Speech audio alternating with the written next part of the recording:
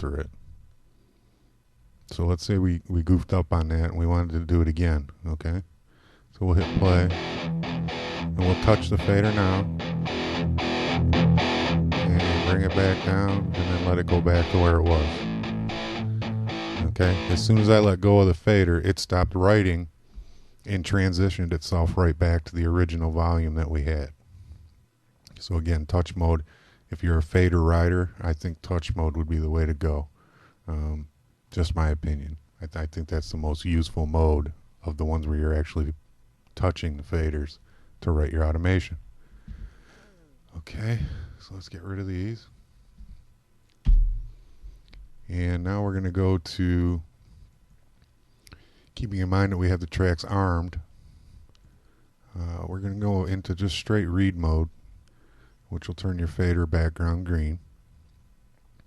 And this is probably the mode that I would use the most. Initially what you do is set up your, kind of take a visual. Say I was at, that fader was at 3.4, and that was my nice baseline mix, and now I'm going to start spicing it up by turning things up and down and, goofing with pans or whatever. The way I like to do automation, I don't know if it's because of the way I initially learned or whatever, is I like to just draw it right here, right in this track window. It allows me to get right up on a track and take a look at it, pick an exact spot where I want to turn it up. And to edit this line is pretty easy. I'm just right now left clicking and I'm adding a point right there, and I've got my snaps turned on. Then if I click over here and add another point, and I just kind of drag it and hold it around and let it go, okay, that's going to give me my volume up. Say I just wanted that one short section to be up, and then I wanted it to come back down to the original level. I just eyeball it down here. I think we're at 3.8 there, 3.8 there, okay. And say I wanted a little short burst right here where I wanted it, something special happen there, and I wanted that to be a little bit louder, and then come back down to 3.8. Okay. That's usually how I do it, and now that we're in read mode, it just reads that.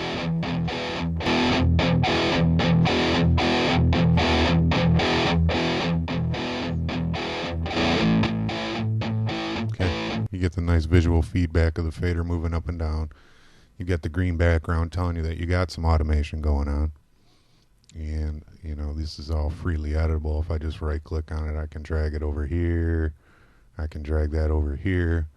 A lot of times what will happen is you'll get into the mix, and then all of a sudden you'll think this low level here is too low, but you like the high level. So if you hit the shift key and then left click on this, you can move this horizontal line as a whole here. Okay, so say I wanted it back to be at like 2, so I can just go through and pick these and move them up to 2. Versus if I didn't hold the shift key and I just pick this point, it's going to move angular. See that? It'll move in an angular direction. But if you hit the shift key and then pick it, it moves as a whole, straight up and down. Okay?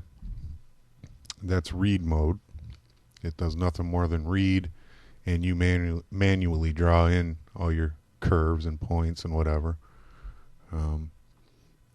And then the last mode that they have is called trim read. And what this is actually kind of cool, unique. What it's going to do is the trim part has nothing to do with the envelope. It's basically turning your fader into a trim pot. Those of you that don't have only used Reaper or whatever, a trim pot is basically different from the fader. It's usually a knob at the top, and it allows you to control the gain to the whole channel. Okay, and then your fader, which basically does kind of the same thing, gets more power. It's more if you're using microphones into a board, but by using trim, it makes it seem like you're going to be editing the envelope somehow, when in reality you're not. It's reading it, and then your fader becomes nothing more than like a master volume for the envelope. Okay, but your fader's not going to jump up and down. So let's take a look at what that means exactly.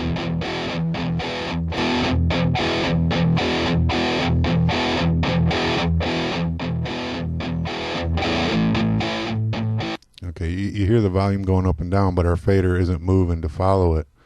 So let's say we played that again, and let's say, you know what, this whole thing is just too loud. I want to bring the whole thing down. I want to move the whole envelope down using just the fader. So you can turn the volume down, but it'll still read that envelope.